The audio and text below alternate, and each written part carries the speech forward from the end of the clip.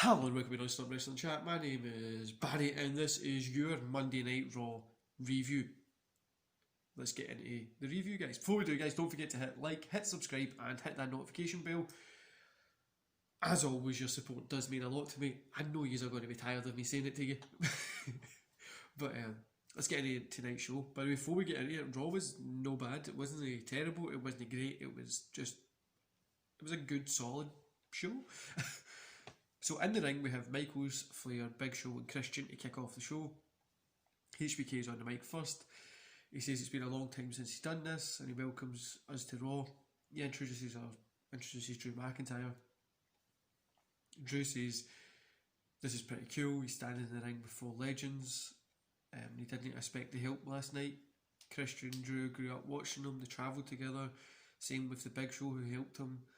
It kind of goes on just putting them over a little bit. And HBK says that one of the reasons why they are out here is to thank him for whipping Orton's ass, and they're going to go on a little bit. Then Randy Orton's up on the screen.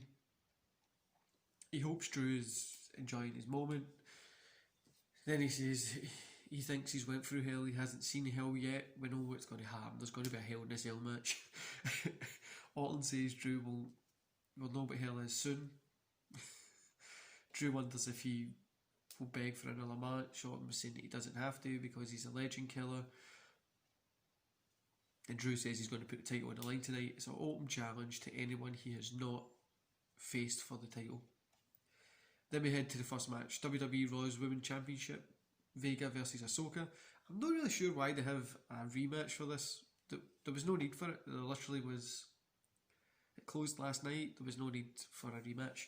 But this was a solid match. Sure, like I say, there wasn't a really need for a rematch, but it was solid. Kind of similar just to last night.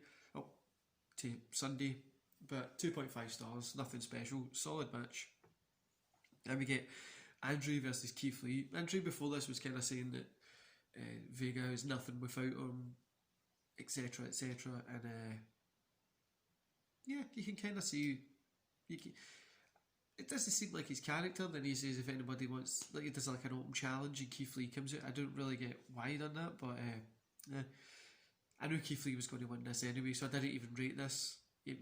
I'm not surprised that Keith Lee picked up the win. And we get a couple of bonus segments that had R-Truth in it that slightly made them better.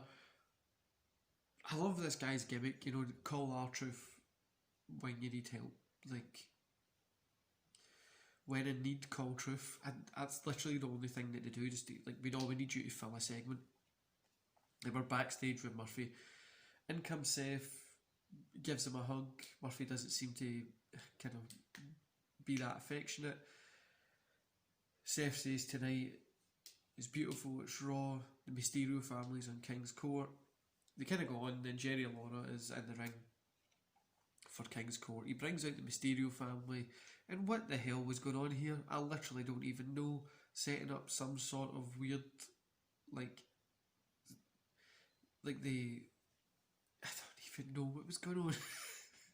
Some sort of weird story weird love story when they hate each other, and I don't even know. The Mysterio family. I honestly think they should just put Ray and Ray's son, daughter in NXT and do this kind of stuff. There's a few guys in there that would need the push as well. Would love to work with obviously a legend like that, like a legend's family, obviously. But I just wasn't really getting what they wanted from this. Then when we come back from the break, we've got Lana and Natty. So I guess we're just going to skip over that and go to the match that's obviously going to happen. Lana and Natalya versus Dana Brooke and Mandy Rose. Dana Brooke, Mandy Rose pick up the win. I gave this half a star. It was really rough. Honestly, it was really, really rough. Like it was nothing special. Not even nothing special. It was terrible. It was really, really rough. It was just bad. I don't know why they've teamed Lana and Natalya up. I get obviously the thing with divas, but this is just terrible. They're really not suited for each other. So we are reminded of, after it, we're reminded of Black's attack on Owen. Black cuts a promo in the dark. Then it goes to a match. Kevin Owens versus Aleister Black. Kevin Owens picks up the win. I gave this 3 stars because it was a really good match, but the ending was terrible. I don't understand why they had to do a DQ. I really think they could make this Kevin Owens and Aleister Black go in a little bit longer. The writing for this story has been terrible, but the matches have all been good, so who really knows? So Black's pissed. So what happened was he punched the ref, and that was the DQ. Black's pissed, he's yelling at the ref.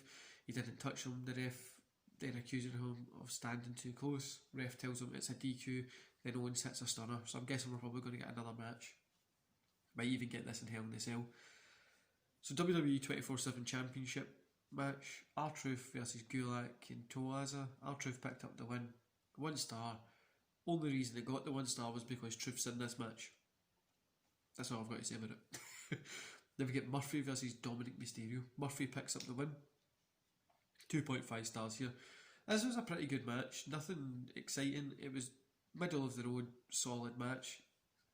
Do you know what I don't get? So after it, well, during it and after as well, Ray's daughter is worried about Murphy because, but like, was it not only like 2-3 weeks ago that she took part in like the candlestick beatdown of Murphy? Like, I really don't get it. Ray's daughter tries to stop Dom as he yells saying he is doing this to protect his family and to protect their legacy. He then says his dad was right, she is naive, and she slaps him. Mustafa Ali, Ricochet, Apollo Crews versus the Hurt Business. Ali, Ricochet and Crews pick up the win. I gave it 2.5 stars. It was a really solid match. I get everybody kind of loves Ali. I love watching the guy wrestle. I'm still waiting to see what he can do. But really, I don't understand why they had to give the Hurt Business the L here. They could have literally gave them a win, or they could have made this the DQ moment of the night instead of from normally. WWE are really in love with DQs at the moment, aren't they? Like, literally, there's so many DQ finishes. But then the main event was Robert Roode versus Drew McIntyre. Winner Drew McIntyre. 3.5 stars. Guys, can we please get Robert Roode in the main event? This man deserves to be in the main event picture. I've watched him for 10 years plus. He's a great wrestler. He honestly is a great wrestler. He is money. The guy is money. He can sell. His theme song is enjoyable. We need him in the main event picture. 3.5 stars, guys. It was a great match. Drew picked up the win, obviously. Then Randy Orton has like these weird goggle things on. He turns out the lights and there's some terrible sound effects of like people getting hit. Obviously the legends throughout the night they were playing poker, so that's kind of what there was like chips falling and stuff like that. So when the lights come back on, HBK is laid out, just like he's passed away. Big Show's kind of in the corner. Christian and Flair are doing their best impression of trying to like stand up stuff. The refs come in. At this point, Orton's got his hood up and he points to the door. End of the show. Overall, guys, I gave this 2.5 stars. It was a solid Raw tonight that was enjoyable. Just missing out the 3 stars because of some of the segments just were a little bit like they just weren't that interesting. Like there was a segment that I missed out in the review there. It was the Hurt Business was sitting there. Lashley comes up and there was a guy sitting down and he tells him to move. That's his seat. The guy scoots up. Lashley makes him move and keeps his lunch and his dinner. So what is it, just Mean Girls or something? I don't get what this is. Some of the stuff that some of the writing you're really like, what the hell is this about? But the matches were mostly good and the main event was great.